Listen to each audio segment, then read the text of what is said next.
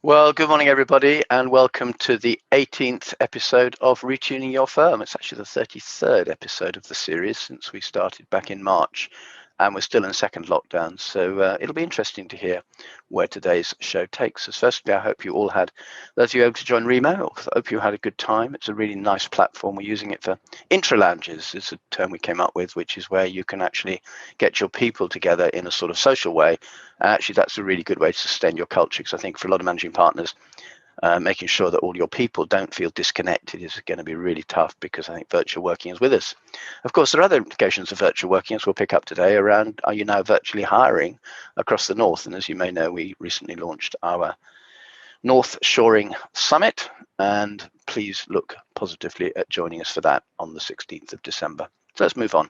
What are today's themes? Well, we got three. I wasn't quite sure about these icons. They always come to me because I kind of put the words into the magic box, and Outlook, whatever it is, PowerPoint, throws them at me. So does disengagement mean loss? I'm not sure. I mean, we'll hear from Iain, who will have views on that. Or is it a whole new awakening and the arrow should be going in the other direction?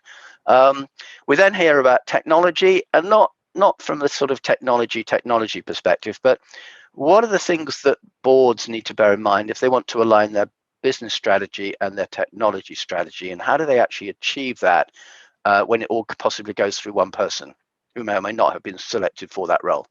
And are there roles for experts to help along that path? I'm delighted that one of those experts, Marc, is here with us today. And the third one, which is the poll we're going to be doing, is around apprenticeships. And as some of you know, we've been helping government with that area for a couple of years now. But I thought it'd be interesting just to take the temperature, if you like, of today's show, and just kind of see where do people see the apprenticeship? Is it a bit like the finance directors say, just a big drain of money because what they pay in and what they get back is completely out of sync? Or is it actually something that genuinely help your people become more productive and reach out to new people, possibly using social mobility, who previously wouldn't have been involved? And I know that Iain's going to talk a little bit about that in the panel session, because his firm was very much one in the forefront of that whole area of apprenticeships. So those are the themes for today, hopefully good ones and useful. So let's talk about who's on the panel in a bit more depth. Firstly, Iain Blatherwick, and he was the managing partner for 11 years of Brown Jacobson, which is a Nottingham-based law firm, as many of you will be aware. During that time, he went from 30, well, his firm went from 30 to 80 million, which is 50 million revenue increase in 11 years. And he stepped down as the managing partner in April. So he's had about 6-7 months, and he's going to talk a little bit about what was that process like. And of course, given the context of what's going on in America at the moment, disengagement of leaders is quite a rather contemporary topic, let's put it that way. We then come on to Marc Silvester. Marc was the Chief Technology Officer at Fujitsu for 20 plus years, and then he worked at CPC, and he's now leading a really interesting organization that's actually working with boards to try and work out how do you align, how do you get the business transformation right, how do you actually use technology to help you where you want to get to, how do you eat an elephant, if you like, because many people kind of make it into elephants, I think. Francesca is joining us as always. This is her 32nd appearance on 33 shows, which I think goes way beyond the normal contribution for anybody. And I really wanted to thank her for that, and her energy and enthusiasm and positivity is something that we all welcome every Friday morning. So that's great. And she, as you probably know, is really the point person for the whole of the Grant Thornton International Network. Is in touch with 130 odd CEOs across every single member firm pretty much all the time. So there isn't very much that's going on across the world that she's not touched in with. And yours truly, obviously, Richard Chaplin, the founder and chief exec of the Managing Partners Forum, and delighted to be your host on this and hopefully future occasions. Thinking about that, we are going to be running up to the 18th of December, then we'll take a couple of weeks and be back on the 8th of Jan. That's the current plan. So let's go back to start with from the beginning. What are some 7 strategies for retuning your firm? If you remember, the retuning is all about saying, what can you do in that lockdown period to get your firm really ready for when you get back on the track? Because you could get overtaken or worse. So the first thing is think big. Actually think about your strategy. Where do you want to go? And as Lewis Carroll memorably said, are you able to believe 6 impossible things before breakfast? That's quite a good metric. But similarly, think small. And we'll talk a little bit about that, I think Marc will, around the tech piece. But how do you focus on things that really resonate with your key audiences? How do you find things that really are going to move you to a good place? The sharp tip of the spear, somebody calls it in marketing sometimes. Remember that you are the power of your relationships, and it really isn't much point in having a telephone directory, CRM system. That doesn't really help. Actually, it's about reciprocity. I have a very simple philosophy, which is that if I can't work out the win-win with somebody, it's my problem, not theirs. Think about it. It's very powerful, and it really works, believe me. So think about actually campaigning. Think about engaging. Well, you don't engage with clients as one-off, I hope, anyway. So think about how you can actually turn the audience into a community. The people who are watching this show, I think, are a community. You probably all know each other without knowing each other. It's quite weird, but you all kind of have that common language now. You've got to be unconventional. You've got to think about new ideas and services. There's no question of that, because your clients are going through exactly the same. You've got to think about, how can I actually look after those clients? How can I foster, as I mentioned earlier, social engagement within our own organization? What are you going to do with the canteen when you haven't got one? How are people going to have those water cooler conversations? That's very, very critical to the current thing. And speed is of the essence. We've all gone through 3 years of development in 3 months, but how are you going to sustain that? How are you going to actually, because a lot of people are going to say, oh, I've had enough change, please. Can I please go back to be normal? Well, yeah, sorry, we'll find out in a minute. Maybe there isn't a new normal. Maybe it's a new future, and we haven't got there yet. But you've got to do, and I'm an accountant, so you may know, so you've got to think about your assumptions. Because if you change your assumptions as an accountant, guess what? You change your profits. And that's pretty easy to do.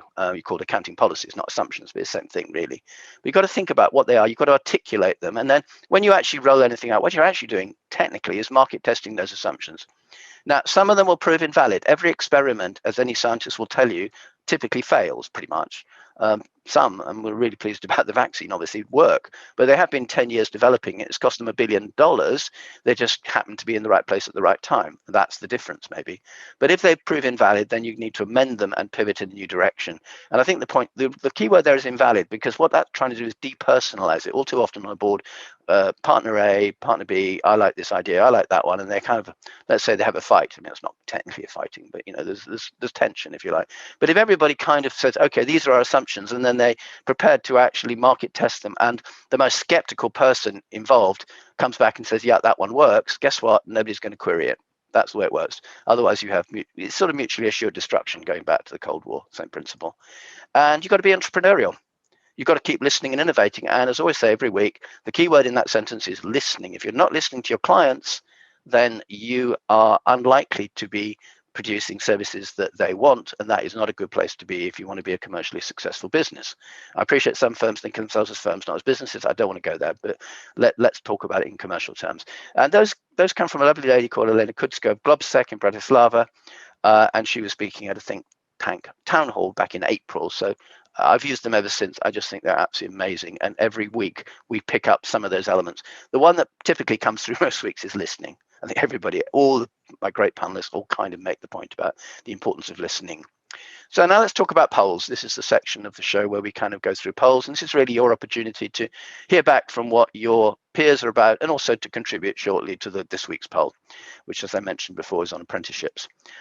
We're not alone, which is nice, and thankfully government is this is a quote from government, our polls are incredibly valuable in our analysis.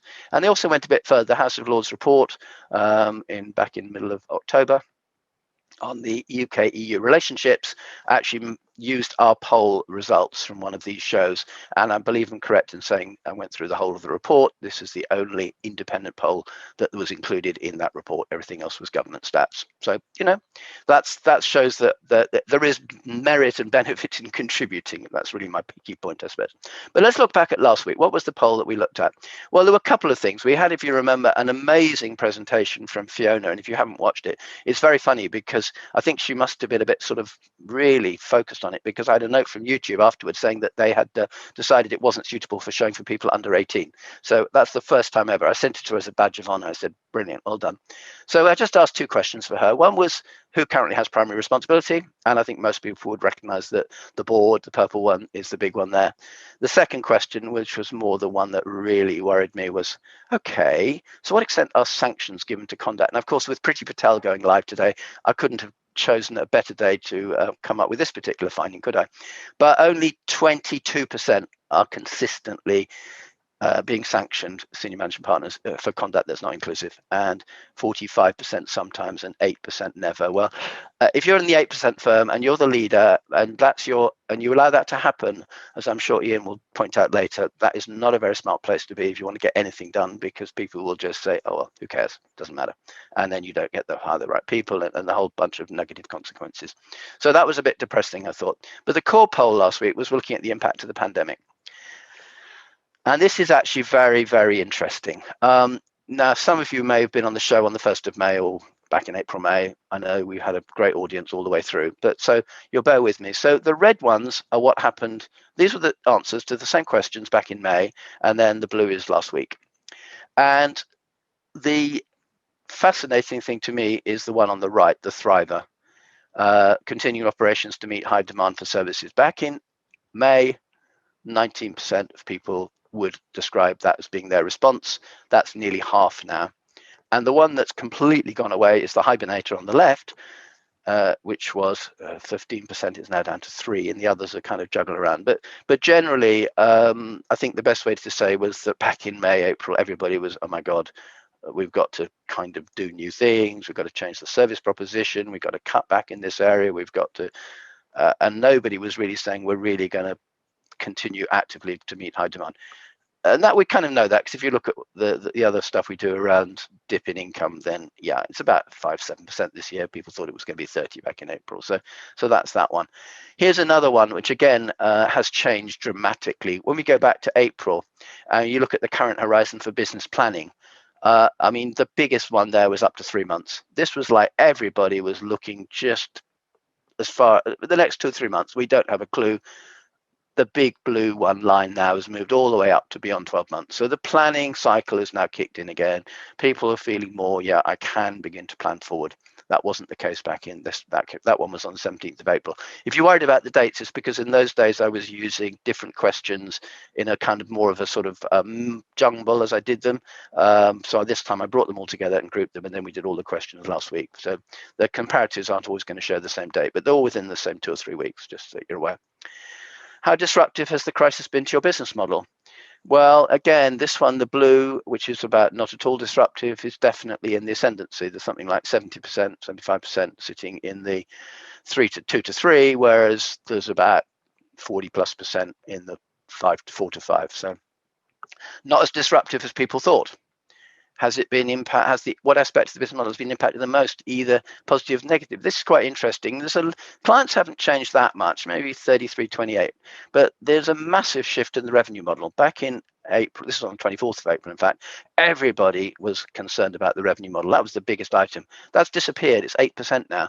What has happened, and I think we'll pick this up, some stuff Marc's talking about, is the business operations and the practice operations have really gone from 4% up to around about 20 or perhaps a bit more. So everybody's now realized that actually it isn't about the new clients particularly. That's tough, but we knew that anyway. Revenue's pretty much held up. Clients, okay, service offering to clients dropped to 3%, so it's kind of run.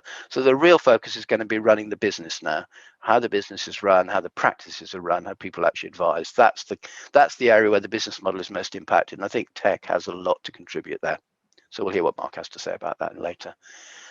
Picking up a couple of techie questions now. Has the appetite for technological change reduced or increased? Well, yeah, everybody was kind of 46% significantly increased. So partners were prepared to do anything. Paint your door pink, we'll do it. Yeah, fine. 3 months later, why did you ask me to paint my door pink? That's what was happening with tech then. Now it's more balanced. It's somewhat increased. And some people it's reduced, which I thought was a bit of a weird one, but maybe they didn't read the question, because to me that was a bit strange, but onwards and upwards. To what extent are new tech seen as critical to the future competitiveness of the firm? Well, this is where the numbers are beginning to get aren't changing quite as much. So yeah, I think that our appetite isn't quite as rabid as it was, but actually new techs are generally critical to the future of the competitiveness of the firm. And the last one, no, one more to come, sorry, 2 more after this. Legacy impact of the pandemic. Again, there aren't that many changes there. Those lines are pretty much the same. There's quite, number 4's gone up a bit, number 5's gone down a bit, but broadly the legacy impact of the pandemic is significant. Nobody really doubts that. And then the last one of all is this one, which is possibly the clincher to me. This is the question. Do you believe the pandemic will permanently alter the way that firms, advisors, and clients operate? On the 3rd of April, in red, you can see the numbers, and now 13th of November. Yeah, a few people, three always resume. No, nobody in April. I mean, that hasn't changed. That has not. That is like set in stone as far as I'm concerned. So I think we are in a situation where where everybody believes, it's a belief, but if everybody believes it, it kind of becomes true.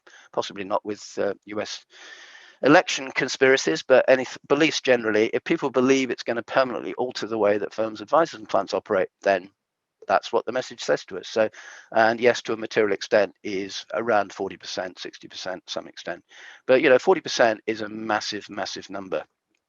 So I'll leave that thought with you. So I thought there's some really interesting feedback that's coming there from you as a group as to what you think is going to be happening in the next foreseeable future, quite frankly, because that is the word permanent is kind of permanent, I think, for most people anyway. So let's think about today.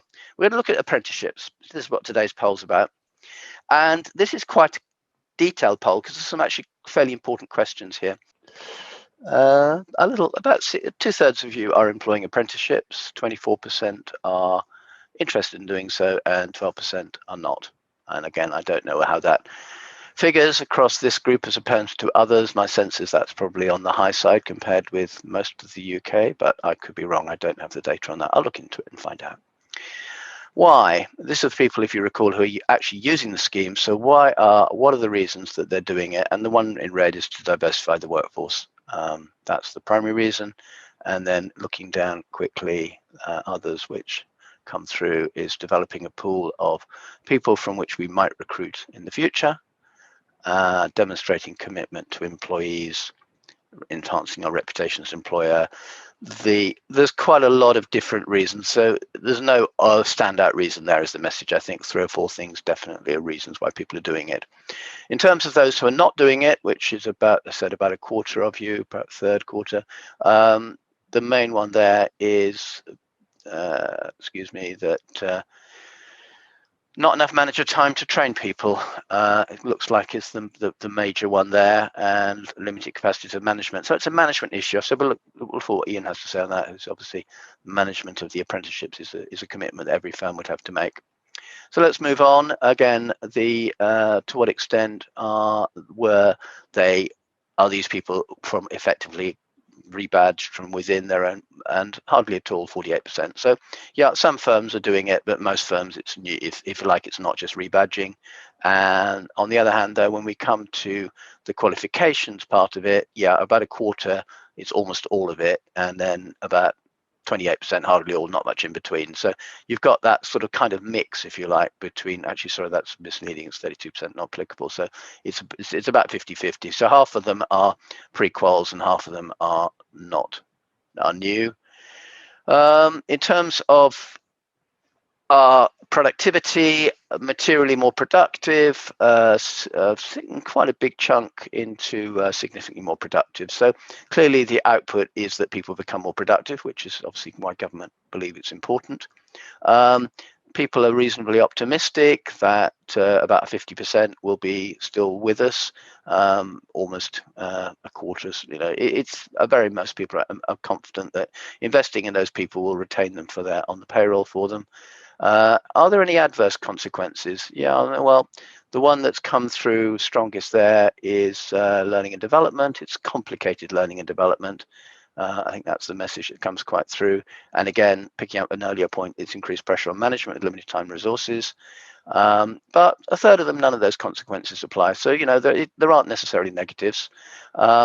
Material improvements in the future, again, there's kind of a tie here between the availability of suitable people to employ and the cost of running the apprenticeship scheme and the rules governing the use of the scheme. So those are the kind of 3 things. Message to government is get the rules right, help us make the thing run more efficiently, and identifying key people, and then the politicians would hope that would then lead to a material increase in the average number of apprentices, which is part of what the UK sector deals about, apart from anything else. And what about the financial balance? Well, we've got a few people who've received more than they paid, and that's That's, I guess, great. That's probably some of the smaller firms, but there's a big chunk. There's about 20. There's a bit who have paid and received about the same, and there's quite a big chunk who have paid significantly more or less. So I think that's probably about enough on that. Let's move on now to the next phase of the show. Over to you, Iain. Okay, thank you, Richard. Morning, everyone. So disengaging from leadership roles. When Richard and I first discussed this, we hadn't appreciated quite how topical it was going to be. So you may be disappointed to hear that I'm not specifically going to either address a refusal to leave office or whether it's compulsory to leave by the front door with a brown box. Maybe we can pick that up in Q&A afterwards. You might also think it's a strange topic as you're all battling with the current situation that we find ourselves in, and I've got lots of distractions without trying to work out what happens next for ourselves. But given the fact we put our heart and souls into these roles, given how much of our lives we give up to them, it is worth making sure that your period of time does have a good ending. You know, these roles will end at some point, and it is worth focusing on that. I remember from fairly early on when I was a managing partner, meeting a few other managing partners, and one of them commenting, do we all end up getting stabbed in the back in the end? It's worth making sure that that doesn't happen. Just briefly introduce myself. I know Richard's touched on this, but I was managing partner from 2009 to the end of April this year. So I started in one financial crisis and ended in another. Brown Jacobson, if you don't know, we're 80 million turnover firm, 1,000 people, 5 offices across the UK. So that's a bit of background. So it's a big change to move out from the responsibility of that organisation into something completely different.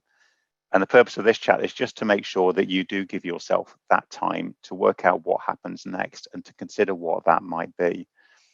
For me, there are 3 key phases, some of which there's much more literature about, some of which I don't think there is much. So, you know, in a partnership, we had a fairly traditional election process that sorts out selection and appointment of a successor. So I won't particularly touch on that. There's then the actual handover process where I find there's quite a lot of guidance as to how you deal with the handover up to the date on which you step down and your successor takes over, but actually much less about what the role should be after that. And that's quite a personal decision, I think, both for your successor and for you. Do you want to continue to play some part in management? Does your successor want you to continue to play some part in management? And therefore, I think an early conversation about what you want to do, about what your successor wants to do, what's right for the organisation. Richard and I were touching on this briefly in the conversation beforehand. Is it always appropriate for someone stepping down to continue to play a key part in the management of the organisation? But the bit I want to focus on is what you should do next. And I hadn't given this as much thought as I should until finally around Christmas time last year, which was a normal Christmas looking back. I did actually manage to find some time to start to think about this and moved on from knowing what I didn't want to do. As a corporate lawyer in the past, I knew I didn't want to go back to being a corporate lawyer, which, as it turns out, was a very good decision because there's not a lot of work around for corporate lawyers anyway. I've seen some of my contemporaries become more involved in compliance, but I'd had enough of compliance in the management role anyway, so I knew that wasn't for me. And I knew I didn't want to particularly carry on being part of the management team. So I was good at knowing what I didn't want to do, but this was the time to think about what I actually did want to do. What had I enjoyed in the role and what use could I make of that going forward? And the part of the role that I enjoyed most was working with my partners, working with potential partners, helping them to develop and to deliver to their full potential. And I start to think, what can I do with my leadership experience? What can I do with that I enjoy that can play a part in the firm going forward? Because the other point I decided was I did want to stay at Brown Jacobson. I'd also separately been told I had a slightly coaching style of leadership, and I had had a coach at parts through this period of time, and I'd enjoyed being coached. I enjoyed taking myself out of work and having that sort of space and time to properly reflect on what I was doing and whether I was doing it well. So I decided I was going to get an executive coaching qualification, and I signed up for a course which I started in May. One tip out of this, if you are stepping out of management, was I did love having something completely new to throw myself into. Learning new skills and being able to practice those skills was really something that I would recommend. It was interesting because it felt stepping down from the role was this part of, well, what do I do for the remaining part of my career? And actually moving into coaching, it really no longer feels like a step down. It really does feel like I'm making use of what I've learned, that it is a fresh start, and I am now able to help people making use of that leadership experience, making use of the new skills and putting those into practice. I'm not saying that that should be for everyone, and clearly I don't want every former managing partner to become a coach, otherwise it might get a bit crowded. The bit I do want you to do is to really take that time out to think about what you want to do next, to plan that process. If you are staying in the organization, work out what the context is, what support is there for the role that you're wanting to do. Do you have to develop a business case? What time scale? And make sure that's understood before you step down, because one thing you'll also discover if you're stepping out of the management position is that you do become history quite quickly. So it is quite good to get those things nailed down before you really are history.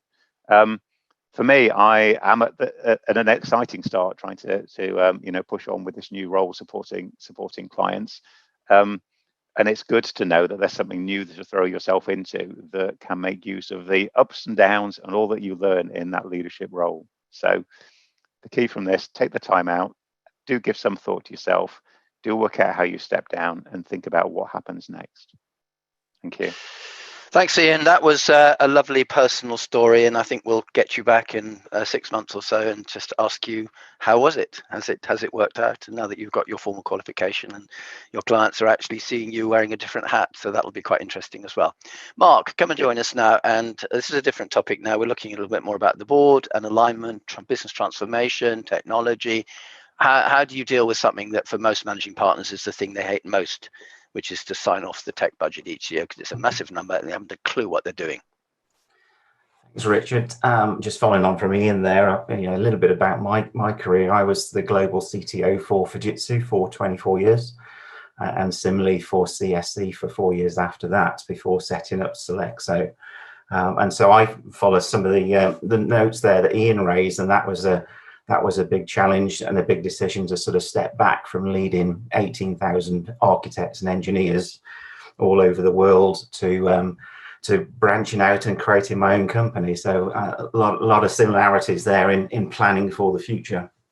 What I liked about the challenge I set myself was it was the opportunity to bring that experience and my fellow colleagues to help with real situations inside of real organizations that are challenged to make a difference with IT and with products and with their operating models, and to align all of that and keep it aligned.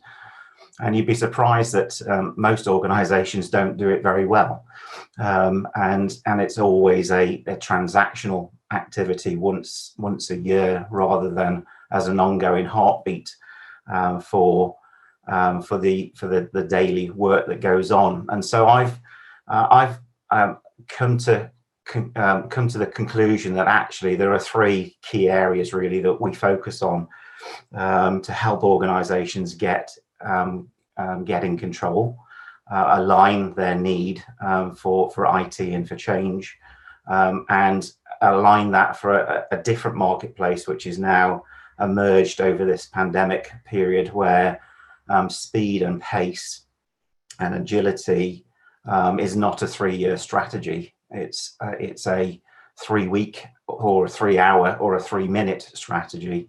And most organizations are struggling to be able to adapt to that style of change, especially when projects and IT projects take some time often to implement. So my 3 words that I'm going to share with you today are simplify, translate, and productize. And I'll just go through each one of those with a little bit of detail. So simplify.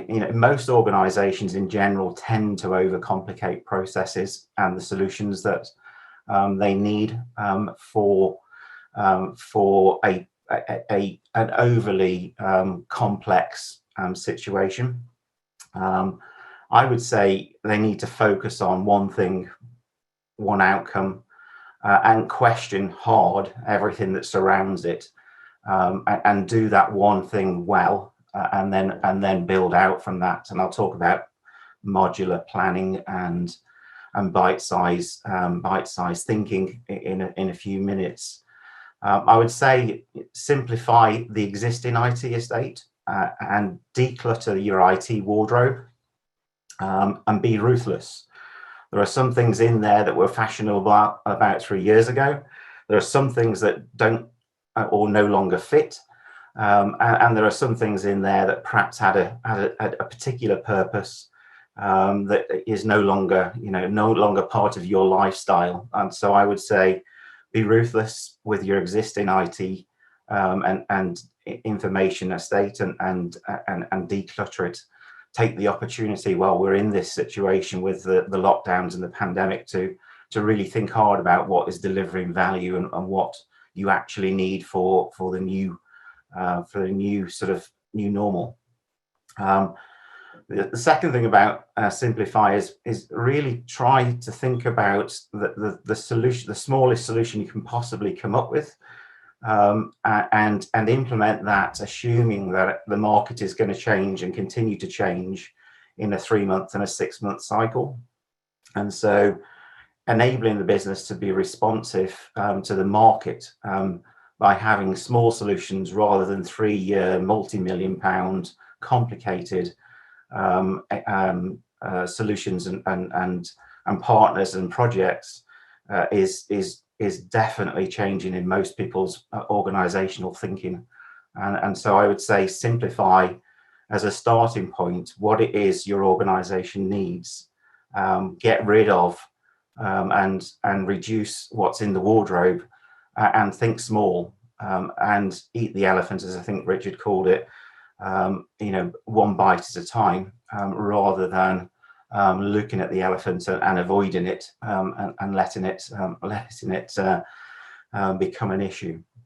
I think the second word, which is translate, is probably my role for the last 30 odd years. So I replaced the T in Chief Translation Officer, Chief Technical Officer to Chief Translation Officer. And I see that as the purpose of that role, because most organizations have a purpose, they have a rhythm, and they have measures of success, otherwise they wouldn't survive. But not all organizations successfully translate that into strategies and plans and activities. The IT strategy, which is usually, it can vary from being overweight to not at all, is a translation of the business strategy. And if that hasn't been done correctly, or hasn't thought through the sort of challenges of turning that into projects and programs and timelines, then the results are going to speak for themselves. If it has been translated right, keeping it in sync with the business and keeping it in sync with the daily challenges and changes is quite an onerous task. And so if you've not got a team, an IT team, or a set of leaders that can keep that in sync, then these things do start to separate very quickly, and leads on to other challenges. So I would say with Translate, it's really important to make sure that it's an ongoing translation between the business strategy and the IT strategy, and keep it simple. The last one is productize, and I won't do this justice in the time that we've got left, but perhaps pick it up in the questions. But IT is seen as expensive, time-consuming, slow to change, but essential and a key business risk, and therefore it's in a corner in most organizations where it's probably not really well understood, but nobody actually wants to touch it.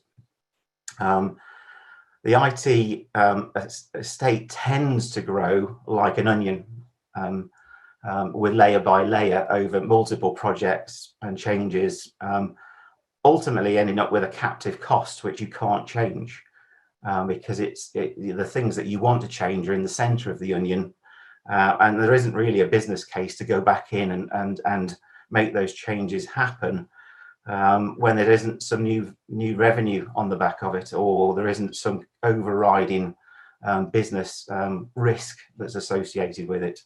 And so what you end up with, and what we see a lot, is organizations that have got massive onions, which are still stuck in the corner, don't really get round to getting changed, and effectively become a difficult thing to solve. And so productization really is all about connecting what the company sells with the cost of the IT that it delivers.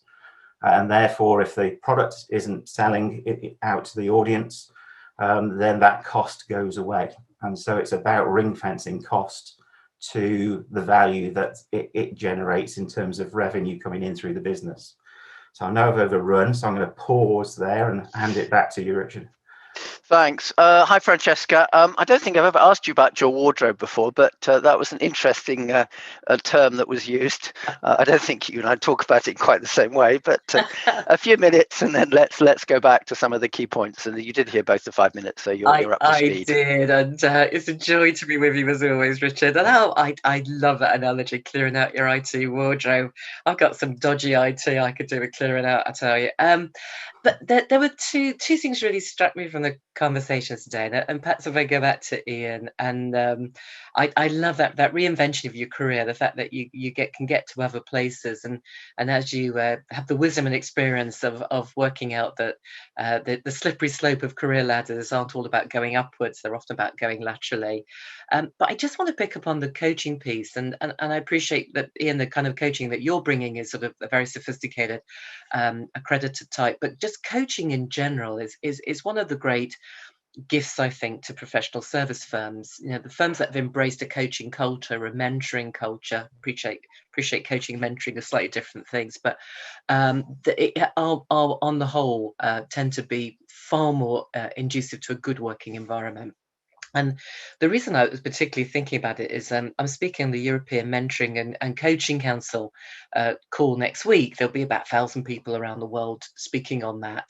And you just look at how coaching has expanded as a great way to do business. And when you're dealing with people, you're talking to people as your job, you're working with teams, coaching is an amazing set of skills. And anybody can get themselves to a stage where they can use some of that learning without necessarily going the stage of actually being able to want to do it as a career. But it's a great skill to have, and highly recommend anyone to look into it as a way of helping them as they build their firm. It's really powerful stuff. But it was also reminded about career changes, and we've alluded to this a little bit before, Richard, is that often this time of year is the dreaded end of year conversation where you're talking to people about the current year and what they've what's gone well, what could go better, you know the scene. But this year has just been an appalling year for many people. They've not necessarily performed as they'd normally perform, or actually had to do a job that made their objectives that they may have set back in January look like a complete waste of time, because they've had to change them completely and probably never went through any formal process to change them. They've adapted and been agile. And I think it's a fantastic time to have that conversation about what does the future look like? Is it the future that you might have expected? Is it a time to rethink where you want to go? What have you taken from these last rather interesting 11 to 12 months? So I think that's a massively important part of the future. And very last one on IT budgets. Marc, I've never known anyone explain an IT budget so well. I thought it was just so clear and thoughtful, and that logic. It is, I always think every time I see tech, I see lots of pound and euro and dollar signs, because they are epically large projects. Nothing's cheap in tech, is it? But I think that's that piece about which Richard alluded to. Most people have absolutely no idea about the projects. It's just a big number and no understanding. So that thoughtfulness around simplifying it, making it really clear, I think we can all take that on board. I know we're just looking at our budget for 2021 at the moment, and there's a very big figure for tech sitting in there, and that simplification is a really good pathway to how you work out what you do and how you make things work. Back to you, Richard. Thanks very much. And Iain, just sort of picking up that point around, I don't know, setting yourself new goals, if you like. And we all have sort of New Year's resolutions that we all make happily at the end of December. And you've obviously one of the few people who've then kind of pursued it. I mean, to what extent do you feel that was driven by the context, or are you somebody who's always found it okay to make resolutions and stick with them? I think context was a big part. I'm never someone that's planned, I never had a career plan or any of those things. So I think it sort of evolved when I made sure I got myself the time to do it. And Also, I'm still trying to work out whether it was an ideal time or a very strange time to reinvent yourself, because trying to launch a new practice when you can barely leave the back room of your house is quite an interesting experience. But I've always enjoyed learning, so I guess that's rather than having a career plan, I have always enjoyed the learning part of it, and therefore throwing myself into something that I thought I knew something about, but actually learning the discipline of coaching and the theory was fantastic, and then being able to put that into practice. So I think it was partly opportune, partly realizing that I really had to work out what I was going to do next, otherwise this would continue to drift. Great. And Marc, just picking up one of your points, we talked a bit about the board and the obviously this need to align, but often there isn't. I mean, the CTO, CIO isn't always a board member. Often it's somebody on the board who has been given that responsibility and would be very happy not to do it, but feels they have to do it, or somebody has to do it. I mean, how do you see board structures working in a way that allows that agenda to be actually examined and simplified and focused on? Because I can't see it all working through the CEO, because they just don't have the time. They're too busy, too much other stuff going on. What's your thoughts on that? I mean, often you'll see the CIO underneath the CFO, which is a challenge in itself, because it's always a financial conversation, and therefore it's not really in the realms of what is it generating in terms of revenue and benefit for the organization. That's a challenge. In product companies, the CTO typically will sit on the board because they own the asset that's making the money. But again, they're still that strange, odd person at the other end of the table that nobody really understands, and therefore it's down to that individual to really stretch out and sort of work in other people's languages and other people's career sort of styles to make that bridge happen. I think for great leaders and organizations that have got a real sense of purpose and direction, they should invite whoever is considered the IT leader along to participate in some of that working session and participate in the strategy and the direction. Typically, IT projects are around about 3 years. They can range from 1 million up to, I've seen 50-60 million pound projects myself. They don't work, and the reason why they don't work is they've gone over a budgetary period, and the priorities have changed, and actually the individuals are disengaged with, whether it's a board member or whether it's part of a strategic team, or whether it's somebody lower down the organization. And so it's a critical move, to get, effectively the CIO, CTO is providing the automation and the process for the organization to deliver its ambition. And if you've not got them in the conversation and they don't understand what that ambition is, it's never going to work. Thanks. And Francesca, kind of appreciate product companies, the CTO will be on the board, but when you're dealing with professional firms, I mean, being cynical for a minute, I've looked at accountancy firms and every single person on the board is an accountant, whatever their job title is. To what extent do you think it's realistic to bring that expertise into the board, or is meaningful? Because often, again, I always think that the tech is going to be more effective if it involves behavior of people on the front line rather than just rolling out Windows 53 or whatever the number happens to be.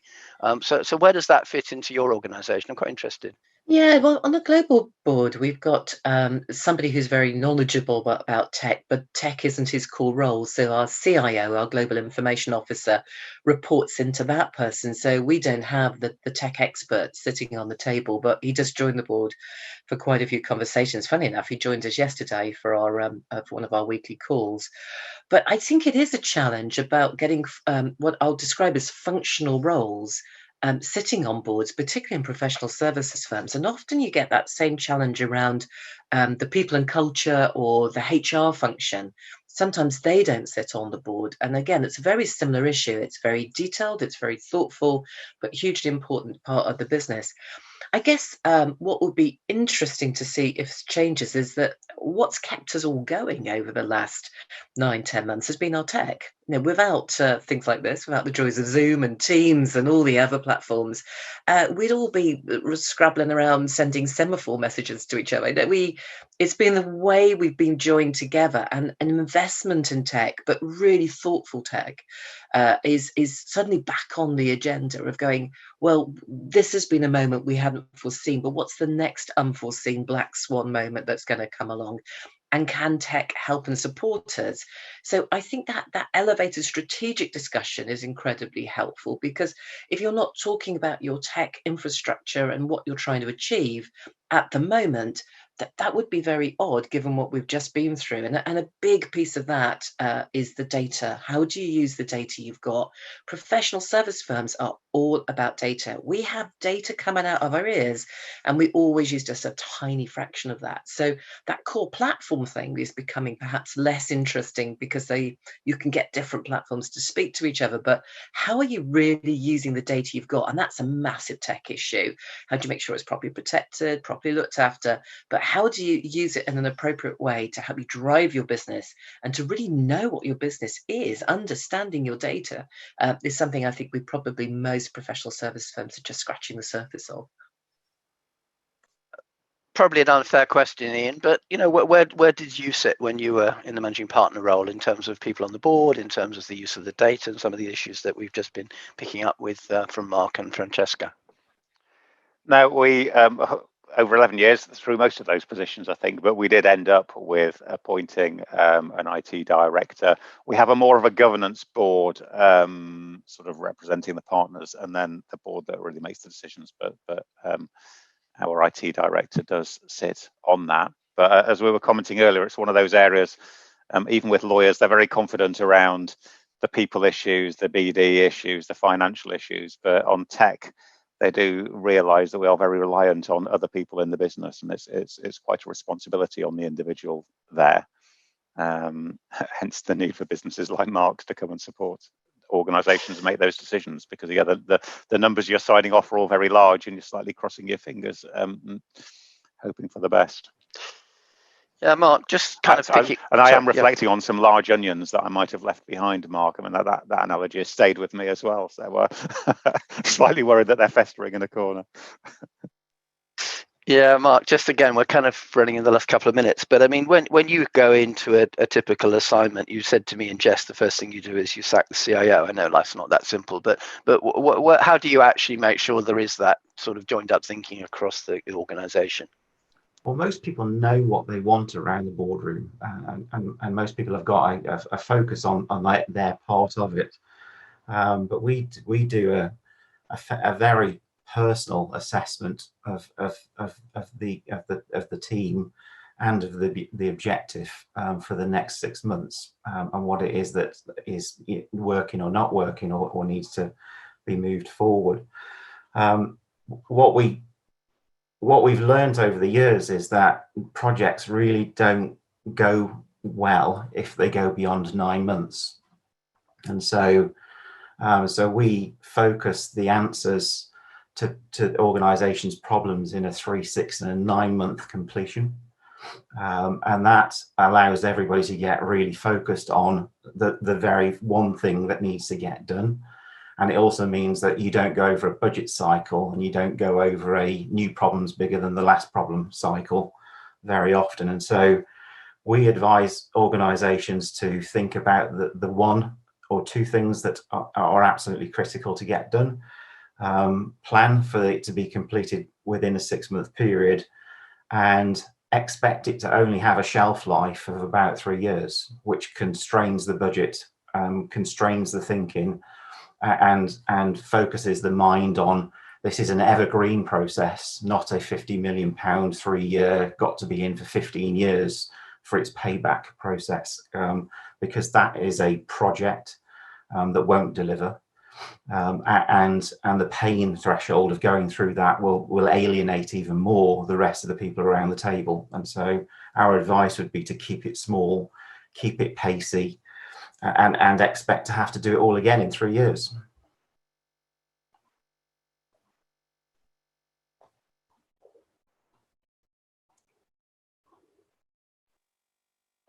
Sorry about that. Scary thought. Yeah, how do you actually deal with that one? But thank you for those words of wisdom. Very, very helpful. So what I'll do is I'll just kind of take us out now. Firstly, I'd like to thank our panel. To say that there's a couple of new things out the last couple of days. Firstly, there's a North Shoring Summit that we're running, which I think you will find really interesting and different. Some fascinating people contributing to that.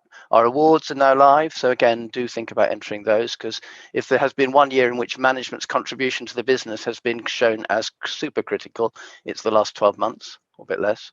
All the last week's up there, Fiona and Alistair. This week's, the 2 contributions will be up in the available early next week. So if you've missed them, that's a good chance, or share them with others, because anybody can go. It's public. The whole show will be again available in the management library, and remains me just to say, hope you find it valuable, and please encourage your peers to book for future episodes at the usual link. And to thank the panel, thank Francesca. I know she was a bit late today, but I don't think it mattered too much, as always. Iain, thank you for sharing those wonderful thoughts around new directions in your life. And Marc, thank you for making tech suddenly seem slightly more comprehensible.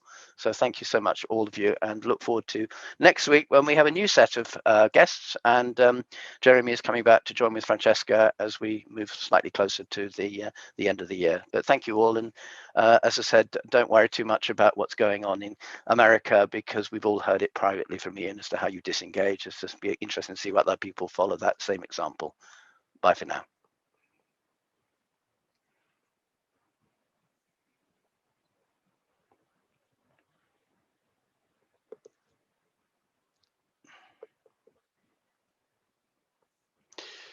Thanks, Marc. That was great. Really good. Hope you enjoyed it. Hope it was fun. Yeah, fun. Thank you. Yeah, well, that's good. All right. You take care. Bye now.